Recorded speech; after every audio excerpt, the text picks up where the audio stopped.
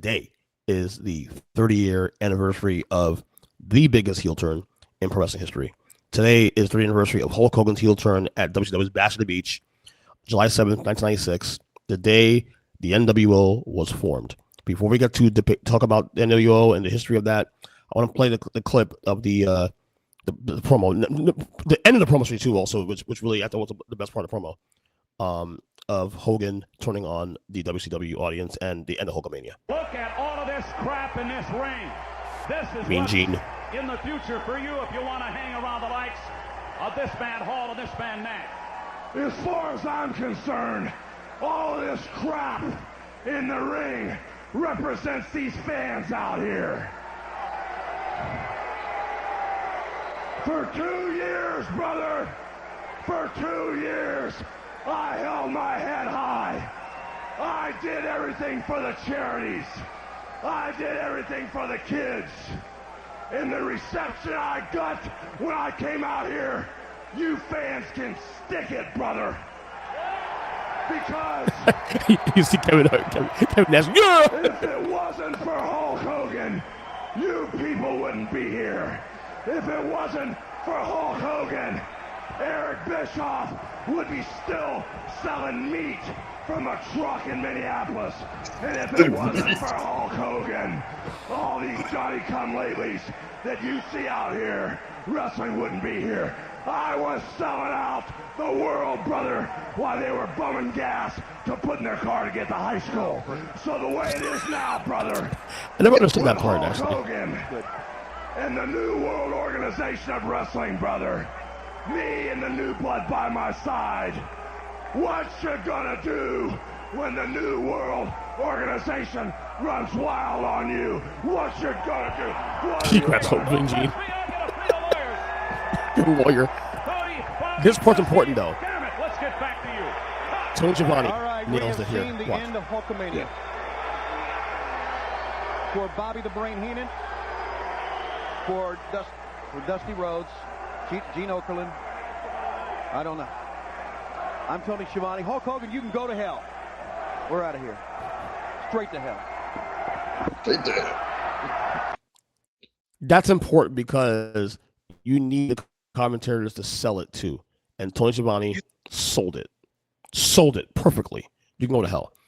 This was as a diehard wrestling fan, is one of the biggest inflection points of my life. Andre slamming Hogan slamming Andre opposite 3 was a big one. Mega Powers exploding. Hogan losing to the Warrior. All these things. This was a massive one for me because it was one of those things where I don't remember a world Hogan was a heel.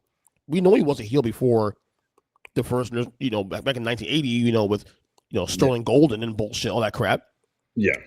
I am considered and I've always said this for years, that I am a Hulk Hogan disciple. In other words, I am the biggest Hulkamaniac on the planet. So in 1996, at 16 years old, I'm like, okay, what am I doing here? So he's a bad guy now. What am I doing here? And I end up becoming and sticking with Hogan as a bad guy. I end up saying, you know what? I'm gonna ride it out, bro. I'm gonna ride it out. Let's see what's up. Because he has a point here. Because we heard the boos in the last couple of years of WCW that, it wasn't sticking. Hulkamania was there, and, he had the ratings improve for WCW, but it wasn't anything crazy. But this moment here is what changed everything. This changed the game. This changed everything for wrestling. This changed everything in terms of how Vince did business years later. Yes. That's why I say Hogan's the greatest of all time, because Hulk Hogan's the greatest heel and greatest babyface in history of wrestling. He's the GOAT for a reason. This is why. So, Rob Genius, where were you 3 years ago tonight? Well, 30 years ago, I was all right. So that night, now that was July 7th. Mm-hmm. Literally 3 years ago tonight. Literally. Okay, so I was in between my 4th and 5th year of college. Mm-hmm. And there were some guys I went to school with who were still watching wrestling at the time. So they would have they'd have Nitro on in the lobby of the dorm on Mondays. And, I occasionally walk by and see what was going on or whatever. But I wasn't really back in by any stretch of the imagination. But the night where I happened to be walking by when they were watching it, the night where Scott Hall showed up. And I knew he was Razor Ramon. I'd heard of Razor Ramon, but I didn't know about all the kind of backstage stuff or who was leaving to go where or whatever. I had no idea about any of that. So I saw him show up and I was like, wait a minute. He doesn't work there. Right. Like this is, like, oh, this is okay. This is something here because like, and it was staged perfectly. He just showed up, right? And during the match and, came out of the crowd and all that stuff. So I was like, oh shit, like this is something different. And then, he kept coming out there. And then a few weeks later, then Nash comes out there with him. I was like, well, that's that guy Diesel. And it was, it was just that alone was very attention grabbing because, Yeah. he came out there in their street clothes, right? There weren't any vignettes or anything, Right. teases about, oh, they're coming to WCW. There was none of that. They Yeah. just showed up. They're in their street clothes. Yeah.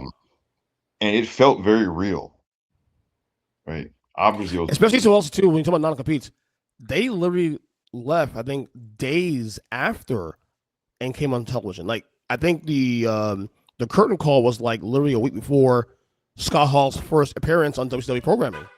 yeah. So You they know what I'm like, saying? So it wasn't like you had to wait 3 months on those things. It's like boom. Wait. You were just on TV. You're just on TV and W with Vince like 2 weeks ago, a week ago, and now you on Eric Bischoff's television now. What's going on here? yeah, because like non-competes weren't a thing. Well, that was another way they changed the business Right. because non-competes weren't a thing. You could just show up. Yeah. So because Lex Luger had showed up on Nitro the year before, and he still had like a whole month of taped WWF matches Yeah. on TV, after he was gone, right? Yeah. Right. And of course, there was the famous, infamous thing with Medusa where she shows up with the WWF Women's Championship and throws it in a trash can. A year before that, right? Yeah. So this was, this was those were kind of like some oh shit moments. And so I started paying attention again a little bit, just kind of every now and then checking to see what was going on. And so I knew about, okay, well, the Bash of the Beach is coming up, and Hall and Nash going to reveal they're going to have their third person. And so, so even me as a kind of a casual was interested. I was interested, like, well, who's it going to be? And I kept up enough of what was going on to know that, you know, Hogan hadn't gotten the greatest reception. I mean, he wasn't getting booed out of the building. That was Right. it was it was a lukewarm response. There was some booze mixed in there for sure, and that's because he was never welcome in WCW. Okay, as a WCW loyalist, Hulk Hogan was never our guy. Hulk Hogan was the It, enemy. it's LeBron. Is LeBron in LA?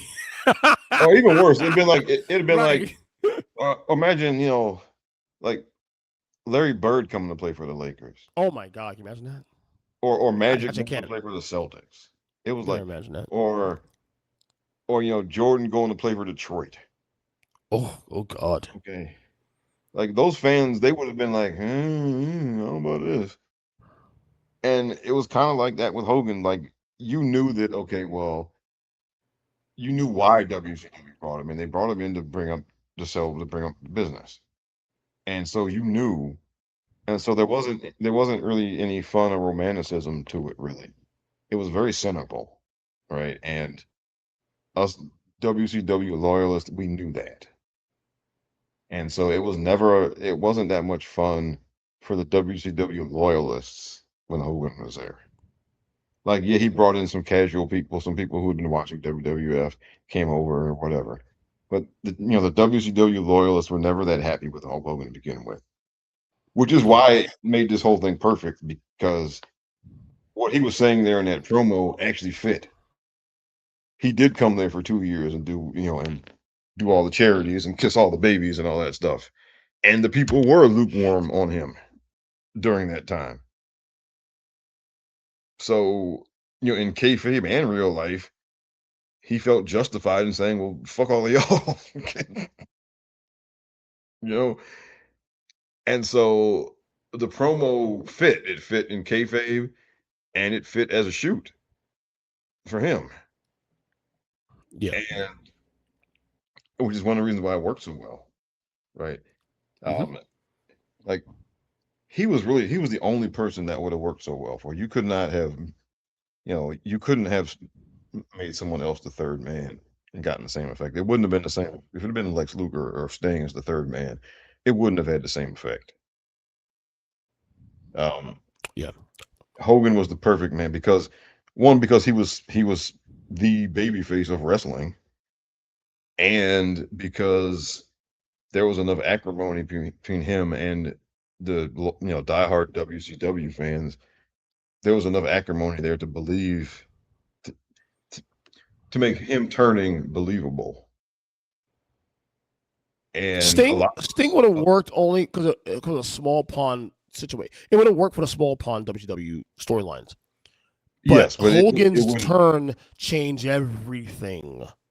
Yes, because well, the other and because us again, us diehard WCW fans, we've been wanting to boo him anyway. Yeah. And back then, people didn't hijack shows back then, right? The way they do now. Like, Mhm. if it had been, if the wrestling fan audience had been then like it is now, they'd have booed Hogan out of the building from the day he showed up in WCW. Yep. Agreed. That's the difference between the audience now and then. But back then they were just, they were lukewarm. And it was kind of there was kind of a begrudging acceptance at best, and that's what made it work, right? And the fact that it was him, right? That, like I said, if I mean yes, I mean they could have gotten a nice angle out of it if it had been Sting or Lex Luger, but it being Hulk Hogan made it what it was, and also the fact that the two guys come over from WWF.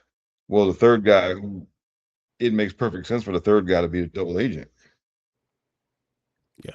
Be the guy Yeah. who was Yeah. who had come over to WCW and kind of planted himself there. Hmm. It makes sense for him to be the guy who brought in the two other Absolutely. guys from WWF to Absolutely. over. So Absolutely. I totally it agree all with you, man. fit. It all fit. It all made sense, and it all worked because of who was involved. Yeah. So I ask you this, because we spoke about a couple weeks ago about how Austin 316 was also birthed the same year, in 96, a couple weeks before this. We have also Hogan and the NWO forming pretty much today, 30 years ago. So which one meant more to pro wrestling, you think, overall? Oh, Which moment, in your opinion, meant more? Austin's King of the Ring promo, or the NWO is born, uh, Hogan's heel turn? it's Hogan heel turn. It's not close. Yeah. In the Austin moment, yeah. Go ahead. I'll answer my Austin question. three. All the Austin stuff was ultimately Vince going along with all the Austin stuff was reactionary. Yeah. Yeah. In the moment, NWO meant more because the impact was swift and sudden. Whereas we didn't know. We know we got the shock of the Austin promo, but it was kind of shocking almost in a negative way. Like, wait, you can't say that. He actually got punished a month after that, I think, for doing that. Because he was off TV, I think. He had to get to do a dark match as a result the very next month, something like that. And like I said, Austin didn't pick up speed until maybe a full year later. You didn't start seeing traction on that until months later when Bret Hart came back. You know what I'm Exactly. saying? And even when you factor the fact that, yes, Austin eventually does climb, and 2 years later he's champion. You know, it was the NWO's move that forced Vince's hand overall to change everything.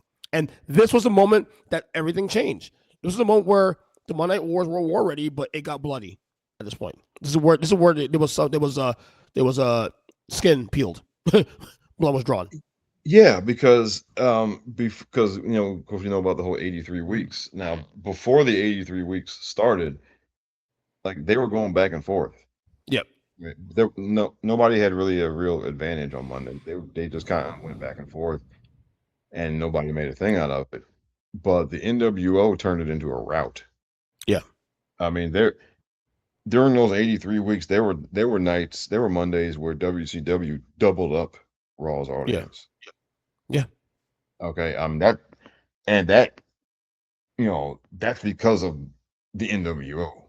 Mhm. Uh, and it had instant impact, and it changed so many things. Those guys coming over again, like I said, they didn't have no competes, but before then, because back then, they just because back in the territory days, guys, you gave notice, and and then you did your last match, you did a job on the way out, and then you showed up in the next place.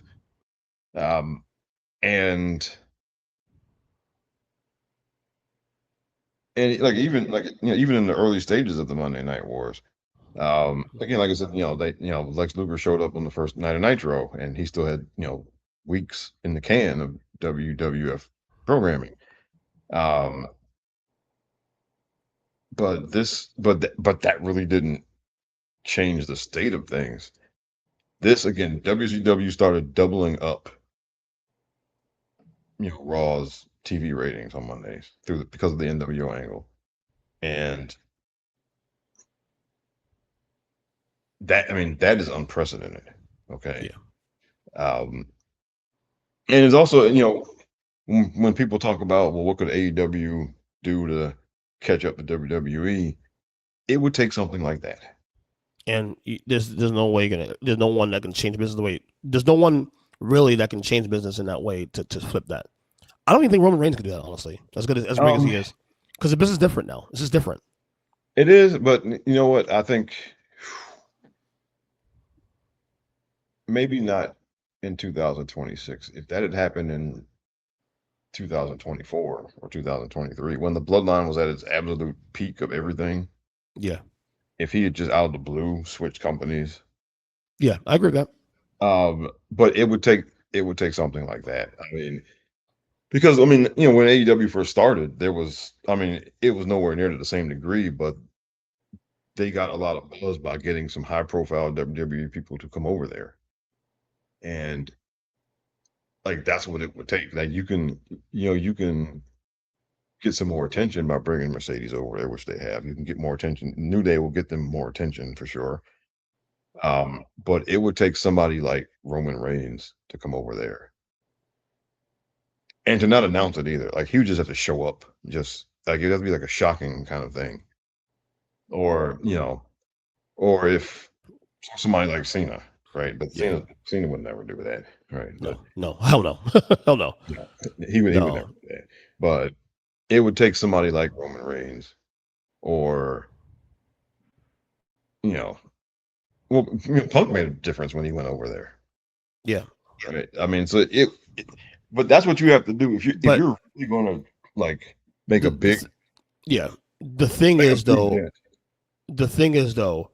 Hulk Hogan. This moment, Hogan pierced outside the bubble of wrestling. I Yes. remember. I remember late night news making a point to talk about this on the news. That's Yeah. how big this was. Yes. And yeah, I mean, and because honestly, it very well may have been, if we're talking about biggest nights, at least I would say in the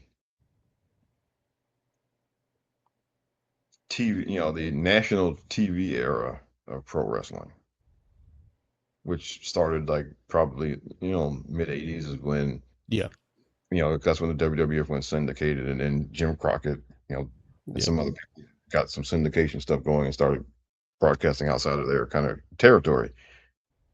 So if you're asking like biggest singular night or singular event, you know, in the history of nationally televised wrestling programming, um, definitely top five. Yep. Yeah, I mean, I would say, yeah, definitely top five. Might be number one. I mean, I have to sit down and really Mhm. think about what the other candidates would be, but that one night just completely, again, it did so much to change the fortunes, to change the very trajectory of professional wrestling, and we're still feeling it today. Right. You know, I mean, and you know, they're just other factions that are just kind of a descendant of the NWO. You know, I mean, you could see some traces of the NWO in the bloodline, even 30 years Of later. course. Yep. You know, and then of course in Japan, It's being done better than Bischoff, but yeah. yeah, and in Japan there was the Bullet Club, Yep. which is still on its own life support now. But I think they finally end it. But Yeah. I mean, the Bullet Club is very much similar to the NWO in Japan. Um, every large faction that has existed in the last 30 years can take there are some parallels to the NWO. There's some trace elements you can find. Right. Yeah, I agree. Well, like I said, it's probably the biggest infection point in pro wrestling history of the last 30 years, definitely. Certainly. So, all right, one more thing we get you out of